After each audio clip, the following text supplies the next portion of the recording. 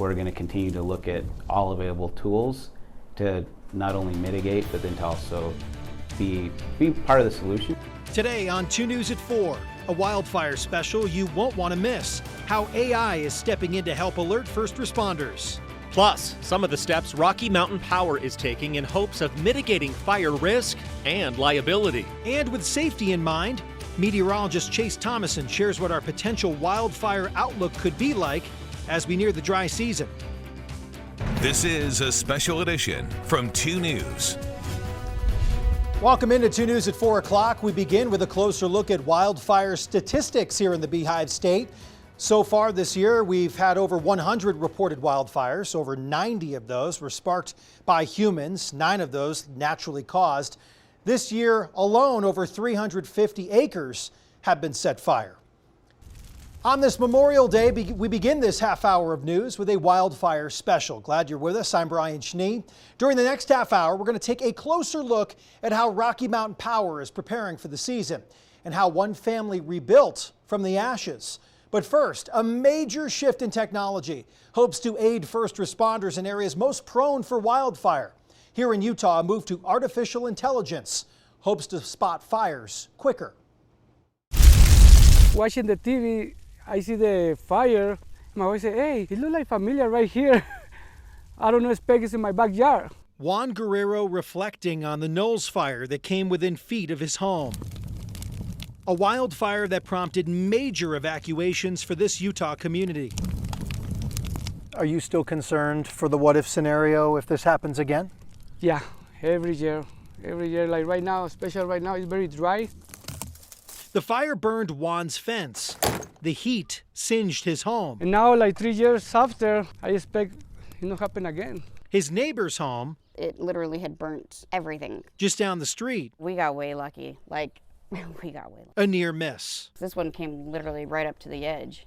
You think it could happen here again? Oh, definitely. Back in 2020, when that fire ripped across this field and towards this line of homes in Saratoga Springs, some of the people that live in this neighborhood had eyes on the fire with some technology, while others did not. Have you considered getting cameras to take a look at this part of the property? Maybe in the future, it's a good idea. If you spot it, yeah, if you see it, it's all about seeing it. Helping first responders see it in other western states. AI-powered wildfire cameras. But those cameras aren't everywhere, and they're not the norm. There's a lot of work to be done to catch up to, say, California or even in Oregon. Utah is one of the most fire-prone states in the country. The Utah Division of Forestry, Fire, and State Lands says the state averages up to 1,000 wildfires each year. It has 0 AI cameras to spot a fire. How valuable are these pieces of technology to what you do and what you're looking for? They can be super valuable when a known fire happens. The state has 14 wildfire cameras running right now, but they're traditional cameras and need a person watching them. How can we leverage technology in the best and most efficient way possible to be able to mitigate risk? That changes soon. The state of Utah, like its western neighbors, will get 5 of those AI cameras. In California, there are already more than 1,000 of these AI cameras in forests all over the state. On a very basic level, the cameras detect smoke, then alert first responders. What's the timeline look like to hopefully get this up and running here in Utah to get this technology here? We'll have 5 cameras in this year, 2024. So with these new cameras, is this more of a hands-off approach and let the camera do the work, the technology do the work? I think it's a combination of just being able to more effectively notify first responders and those who would either go out there to take actions to mitigate or to suppress the fire in a quicker fashion. For homeowners like Tania, hopefully what we've done will stop any fires from burning our house down. The sooner you can understand where a wildfire starts, the better off everyone's going to be. I'm Brian Schnee reporting. We don't want to be the cause of the fire, and we also want to do anything that we can to reduce just overall wildfire risks.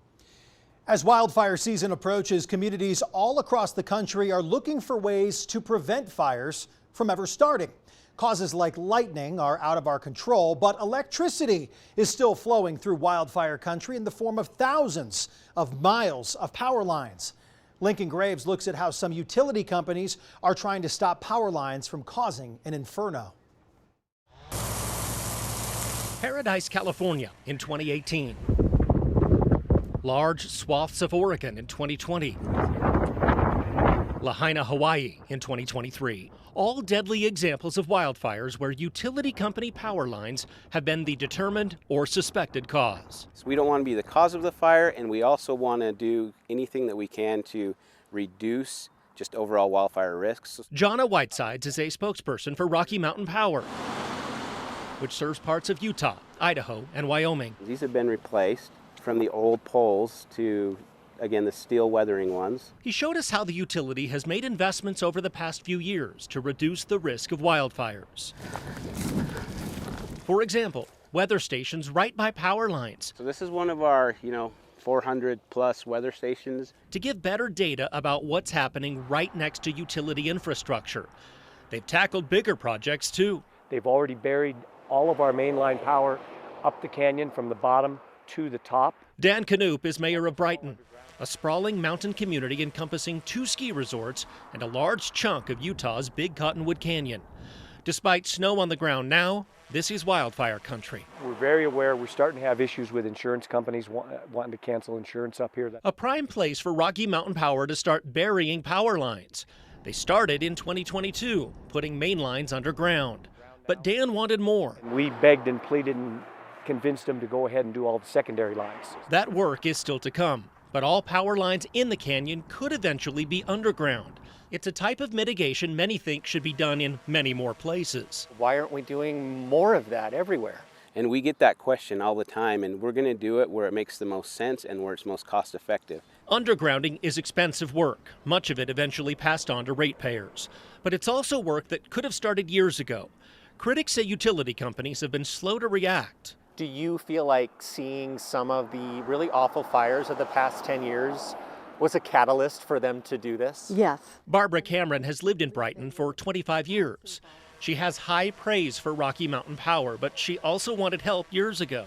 We had asked in years past for participation, but we knew it was an expensive process. And when they came to us 2 years ago, I was so surprised and delighted. Pacific Corps got two Federal officials like Secretary of Energy Jennifer Granholm say they're also helping push utility companies towards system hardening. What is the administration doing to help prod, mandate utility companies across the country to reduce wildfire risk that they cause? Yeah, I mean, first of all, we have $20 billion that we are putting out to utilities and those who operate transmission lines to reduce wildfires. And how are we doing that? They have to maybe underground, they have to cover their conductors, they have to sectionalize. That money is part of a recent utility investment grant announced by the Biden administration. But utilities are making their own investments. They could be cheaper in the long run than being liable for wildfires. We've seen this happening. We've seen it happen with other utilities. Let's get ahead of it and let's, put mitigation practices to work. Rocky Mountain Power is owned by Pacific Corps, which also operates Pacific Power in the Pacific Northwest. Jonna says the same investments happening in the Rocky Mountains are happening there too. California's Pacific Gas and Electric, which was deemed responsible for the 2018 Camp Fire, has embarked on a massive system hardening effort, including a promise to underground 10,000 miles of power lines. Yeah, the last thing we need is more trees right now. Brighton's mayor feels like utility companies have flipped the switch in confronting fire dangers. I think they get it. I think they understand. They've seen it, it's happened, there's no question. I'm Lincoln Graves reporting. Still ahead on this 2 News Wildfire Special, new video shows what was left behind after a catastrophic wildfire that ravaged an entire town. The steps they took to rebuild with fire safety in mind. This is really hard to look at.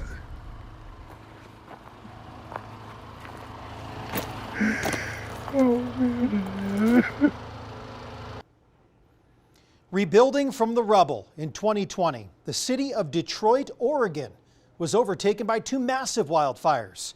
Years ago, our sister station spoke to a family whose home was completely destroyed by that inferno. Now they're rebuilding with wildfire safety in mind.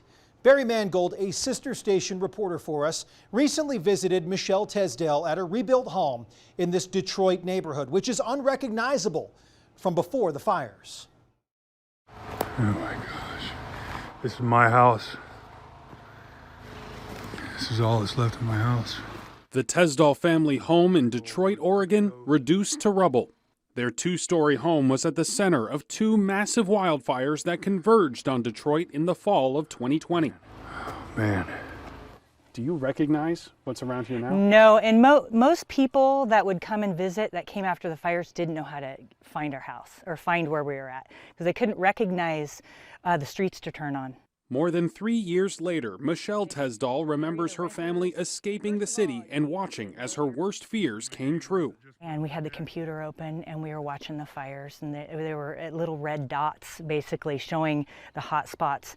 And we're like, Detroit saved, and then pretty soon you saw them come together, and that's when our hearts just sank. It was, oh man, that was a hard day. Yeah. Hard day. This is really hard to look at.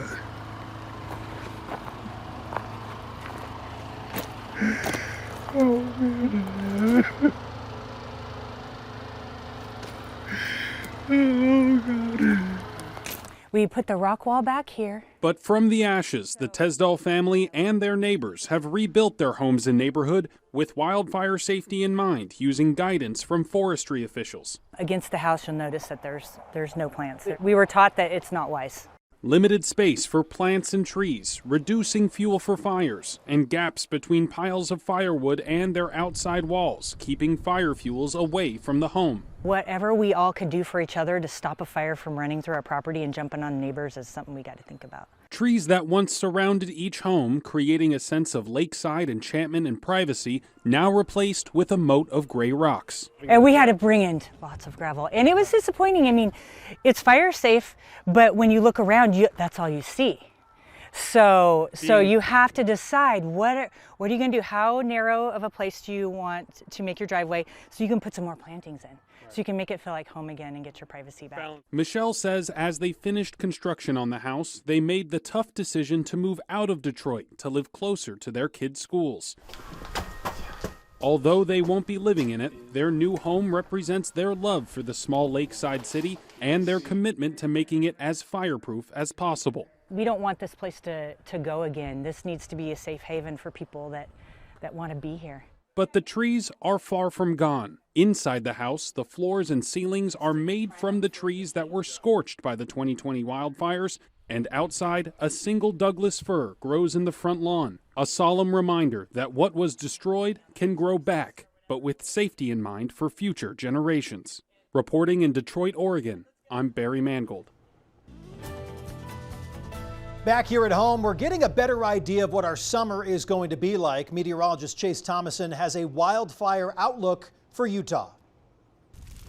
To forecast our wildfire potential here in Utah, we have to take a look back at our snowpacks. Now, normal snow water equivalent, how much moisture is in that snowpack, is 14.3. We look at last season, of course, all-time record here in Utah with 30 inches snow water equivalent. Basically, that's 2 snowpacks in just one season. Really helped make a dent in our drought and fill up those reservoirs, which was fantastic. Now, this past season, we picked up almost 19 inches snow water equivalent, which was above normal. So 2 healthy snowpacks in a row, which is good news when it comes to the drought. And you'll see that we have little to no drought conditions right now here across the state of Utah. Still some dry conditions towards the southwest and eastern Utah. But remember, a few years ago, we were showing a whole lot of red. Not right now because of these wet couple past years. Now, right now we're in an El Nino year. It looks like we're going to transition to a La Nina year by the end of summer. And typically that means a hot and a dry summer here in Utah. So the summer outlook does show above normal temperatures across the 4 quarters. Of course, that includes the state of Utah. Also below normal chances for precipitation here in Utah as well. So it does look like it will be a hot and a dry summer, June, July, and August. Of course, with all the moisture that we've had, we do have a lot of growth, a lot of vegetation that could burn. So hopefully we can keep things active and unsettled. We'll get a little bit of rain that should suppress fire danger.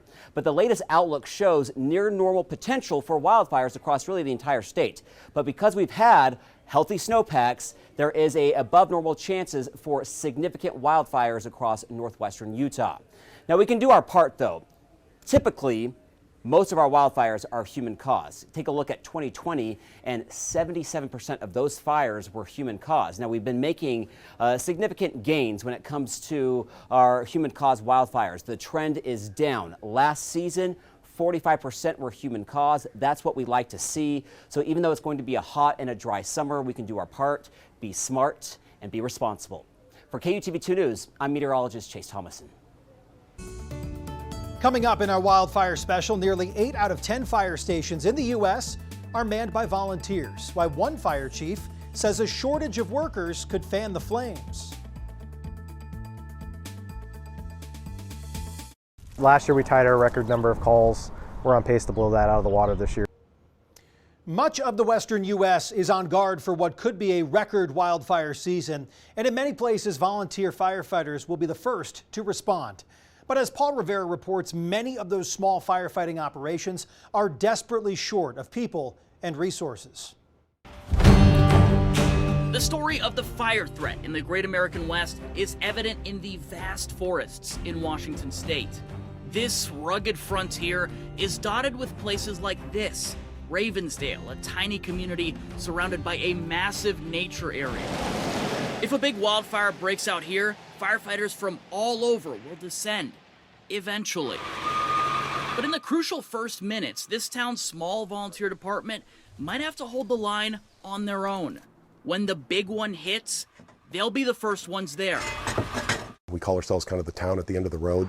In a far stretch of the county that holds Seattle, Fire Commissioner Steve Hickey says there's a lot that can burn. So we're the last 100% volunteer department in King County. What is your worst case scenario? Cell phone coverage is a big issue out here. In our rigs right now, we keep 3 different cell phone carriers on them to even be able to communicate at all because we have to bounce around. Let's say you see a fire starting or you've started a fire by accident. You may have to drive miles before you can even call.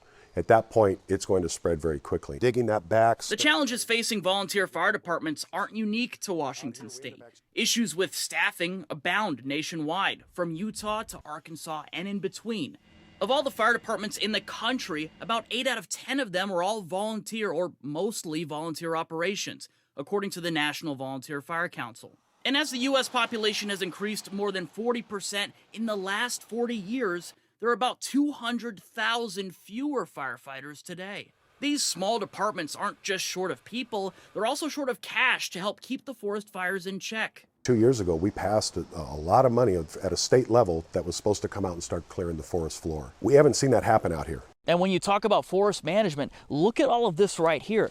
All of this that's on the ground needs to be cleared out, they say, because it can burn like this. So if this was to go, it would be a real problem. That's right. We'd be calling in for state air support, surrounding agencies, and by the time they get here, I don't know what the damage would be. As you go east in Washington, the trees begin to disappear, giving way to fields and wind farms. The wind can move the fire so quick.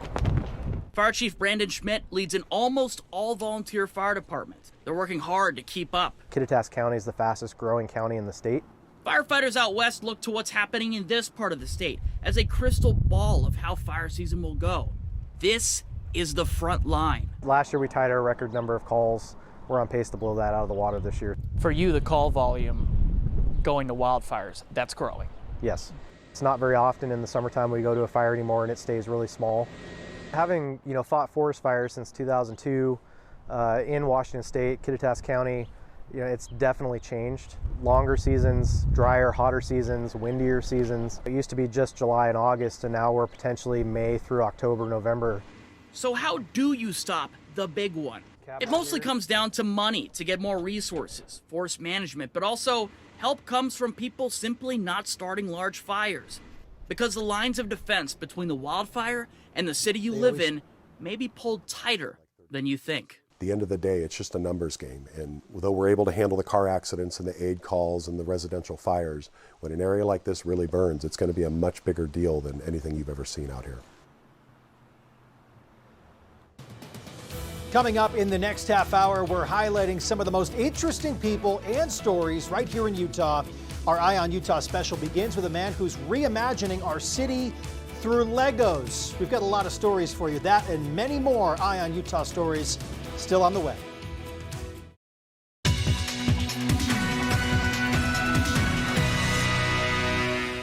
Thank you for joining us for 2 News Eye on Utah special. Over the next 30 minutes, we're going to show you several stories highlighting people and places across the entire state that are important to you. And we start with the story that's reimagining our city through Legos. Philip Sadler is the man behind the Instagram account Salt Lego City.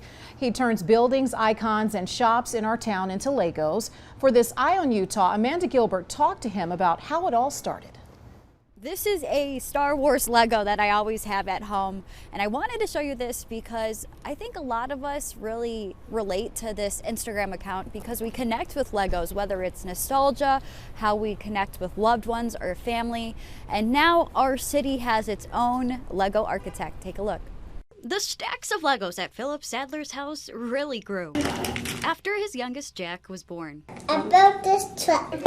But it wasn't until April of last year that he took his hobby online. Someone told me, hey, you should make an Instagram account. Salt Lego City. It's like solving a crossword puzzle. He showcases a lot of our city's history and quirkiness, such as the Ritz Classic bowling pin, the Dee's Diner sign. So we have a pyramid here in Salt Lake where they actually perform mummification. But his daughter's helping him showcase some places you might not know about. Like the Cat Cafe.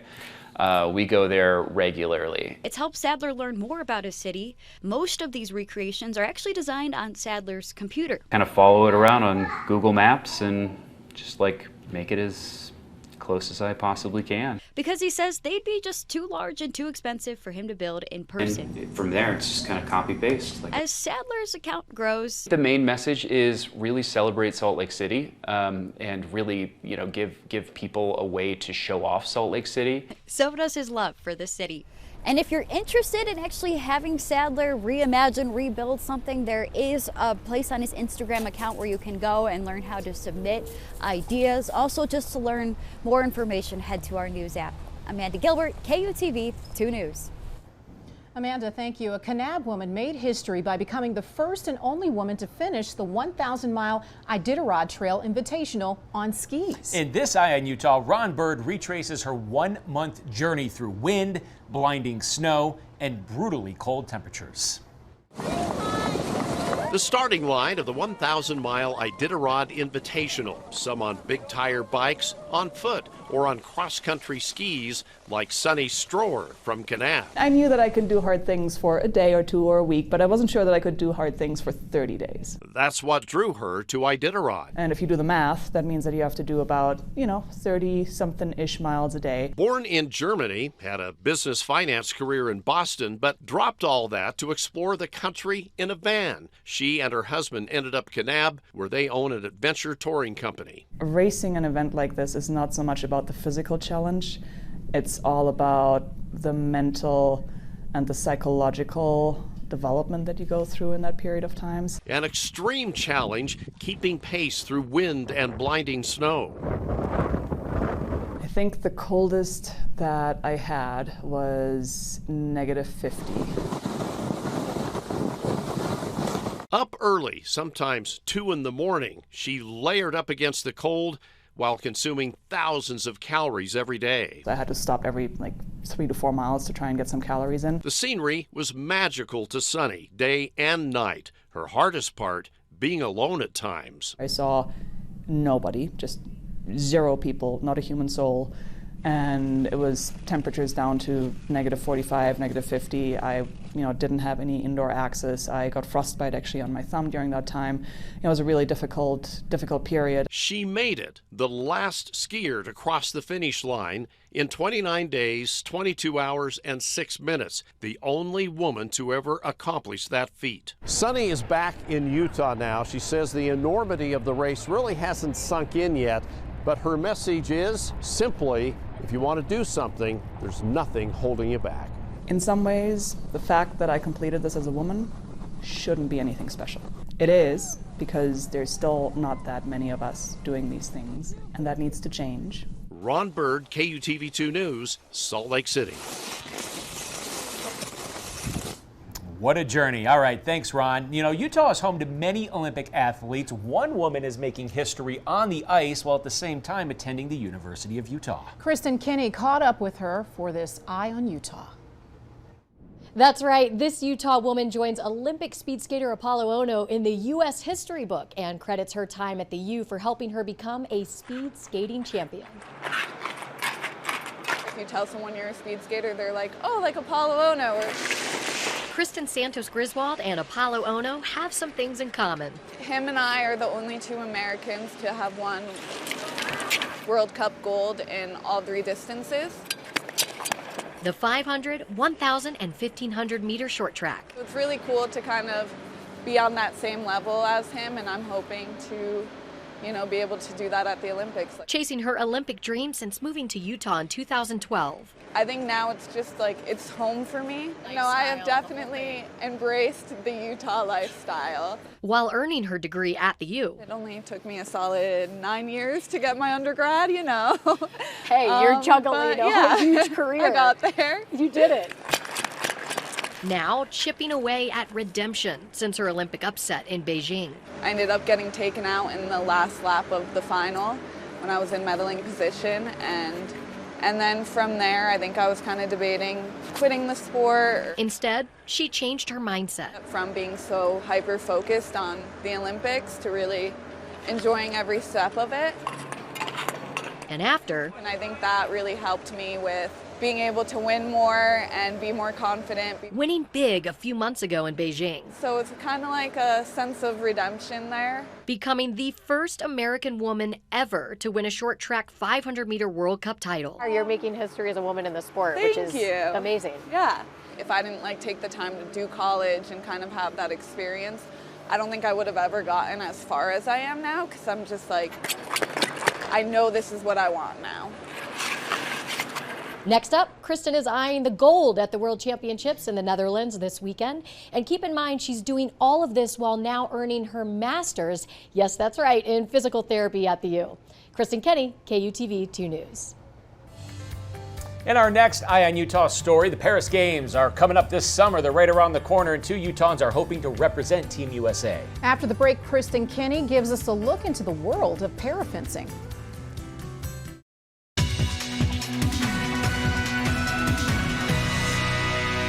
Welcome back to our Eye on Utah special. With the Paris Games right around the corner, 2 Utahns are hoping to represent USA and the Beehive State as Paralympic athletes in a sport called parafencing. And in this Eye on Utah, Kristen Kenny has more on the sport and the hometown hopefuls.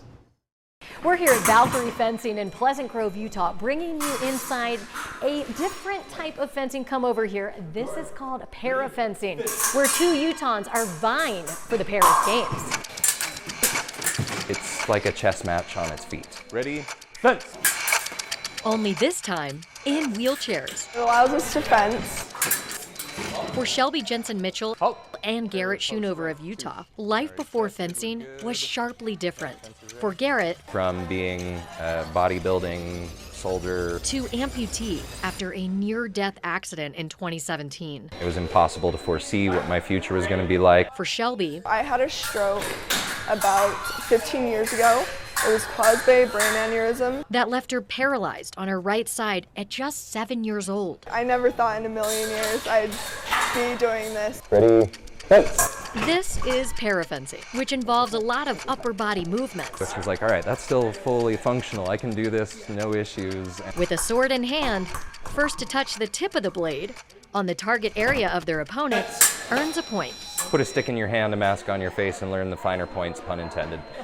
7. On guard. On guard. For Shelby, there's nothing better than the feeling of Laying flat back where my opponent can't touch me. a skill in sport she's mastered with over 60 international and national medals. I joke with people, I like to hit people with metal sticks and not get yelled at.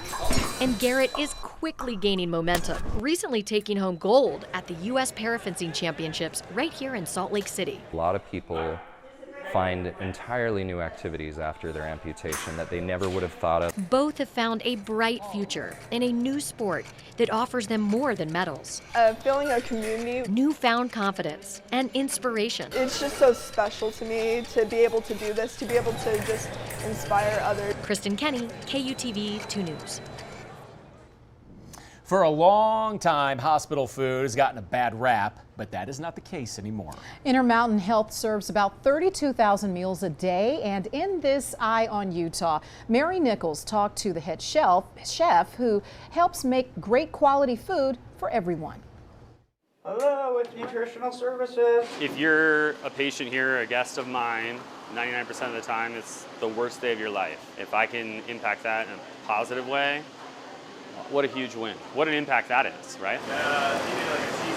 As executive chef for Intermountain Health, Alex Govern is in charge of feeding thousands of those patient guests, as well as caregivers and visitors in 24 hospitals and clinics in several states. They're taking all the orders and they're coordinating with our clinical dietetic side, ensuring that the nutrients that they're getting are what they need, right? So it's one big team, we all work together. He has custom menus, so someone on a unique diet doesn't have to look through the things they can't have. Everything smells so good. That looks good. As a chef at fancy restaurants, Alex learned how to boost flavor. Thank you, James. And had to tap into those skills even more in this healthcare position. It was challenging, to say the least, at first, to put a huge focus on, oh, if I just season this a little bit heavier, it'll change this in a positive way. But if I season this a little bit heavier in a healthcare environment, that can have detrimental impacts. What do we got today? Is this the brisket? Brisket. Yeah, so this is our brisket for the cafe upstairs. Serving up 32,000 meals a day includes the quick service cafe, catering meetings, packaged grab-and-go meals, and patient deliveries. We do fries now, by the way. I know you do. Are they just as good as deep fried? They're pretty good. They're not as greasy. Always a focus on local, fresh products made from scratch and a little bit healthier. Does serving these traditional pepperoni make sense for our pizzas, or can we get a nitrate-free pepperoni, and does it really impact the dining experience of our guests, right? The biggest piece for me is that, I'm a caregiver at Intermountain Health. With the food that we make, we're providing care to people. Couple lines, good stuff. That was Mary Nichols reporting there. Coming up, meet a group of 5 brothers from Orem who appeared on Family Feud for a second time.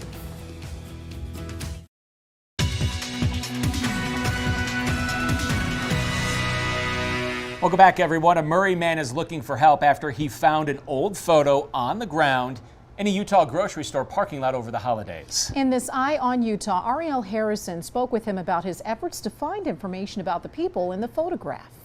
What time frame does that look like? To me, it looks like it's probably the 50s to maybe early 60s. On New Year's Eve. I think it's an original. At the Macy's grocery store on 53rd and 9th in Murray. It probably means something to somebody.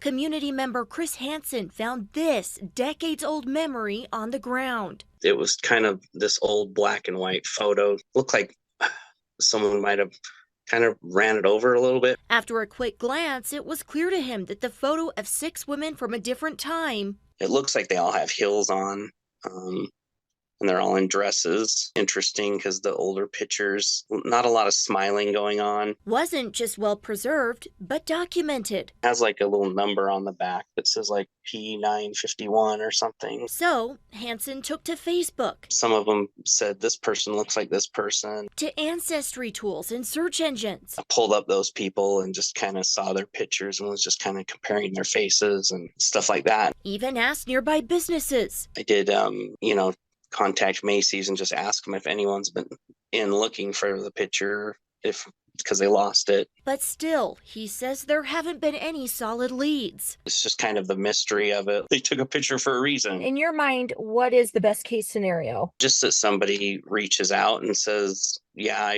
I lost that. Ariel Harris.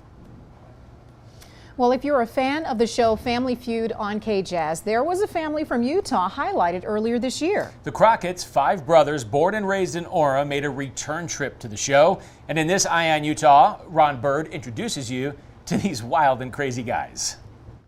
Okay, here we go. Get ready. The Crockett brothers from Orem march into the national spotlight. Yes, Davy Crockett would be proud. We're related to, as my brother likes to say, the late, great Davy Crockett. We're a 6th generation nephews of his. And from Orem, Utah, it's the Crockett family. This is 2 years ago, the Crockett brothers on Family Feud. Robbie started it all when he sent in an audition video in 2019. Sure enough, 2 months later, they asked us to be on the show. So Jason is number 2, I'm number 4. My brother Ryan is 3rd in the family. Greg's the baby, our professional dancer. And Doug is the oldest down on the end. Yeah. Looked like this would be a one and done. We're gonna go with a break-in, Steve. This is for the win. No $20,000 prize for them. Well, fellas, y'all look good on TV. Hope y'all enjoyed it, man. Now, an exciting twist. 2 years later, they're back on the show. This time out on the Family Feud was spectacular. We had a great time. Their new episode was shot last April. I can't say, well, did you win? You can't ask that, nope. I can tell you, it's a great show and you're gonna wanna watch. They say the show was a blast on and off camera. So I took my clogging shoes with me and I got to dance in front of Steve. It never made it on the show. But it made it on this story. Steve Harvey himself called these guys a wild bunch, so expect to see more of this. 2, 3. What's the biggest takeaway from this experience for you? Honestly, I would say the other contestants that you meet backstage, that you get to build some relations with them. We've really made some lasting friends. While we don't know what happens this time on the show, the Crockett brothers are sure to keep it crazy and exciting. Ron Bird, KUTV 2 News. A new Salt Lake City memorial is in the works to honor a long-standing and beloved bird in town. Andy was a condor known by so many. Sadly, though, he died in his sleep last summer. Now a man in Los Angeles is working on a life-size sculpture of the bird. For this Eye on Utah, Amanda Gilbert shows us why Andy was so loved. The life-size memorial statue will do what Andy did, which is help us all fall in love with condors. The first thing you might notice at Tracy Aviary is the sounds, the songs of various birds. Birds that could literally stop you in your tracks. But one spot that's lost its noise.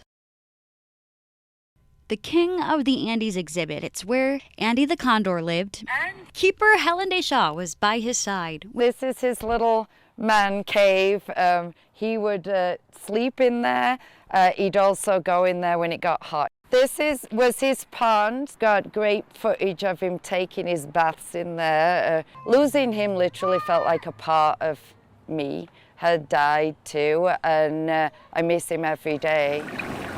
In a place full of beauty, Andy proved it wasn't the feathers, the cute face, the mohawk, the looks that made him unforgettable. People say his quirkiness is why he deserves a poster. Absolutely. I mean, how could you not remember Andy? Like a cute little waddle that he would have. He was very social, and yeah, anytime you went over, I feel like he looked right at you and he engaged with you. He wasn't, the most colorful bird, but you could just tell he was like a kind soul. His keeper referring to him as the gentle giant. Easy to get people to fall in love with giant pandas or, elephants or something like that, but vultures are a bit of a tougher sell. Now, seeing this bronze memorial come to life, it's bittersweet for Helen. Is because he's not here, and I would take him back in a minute and not do the sculpture, but, here we are. But she knows he does live on, and we want him to live on. He'll always be an ambassador. We want him to continue to inspire caring and compassion for his wild relatives. Because legacies don't end. That was Amanda Gilbert reporting there. Thank you so much for joining us for this Eye on Utah special. We hope that you will enjoy the rest of your holiday.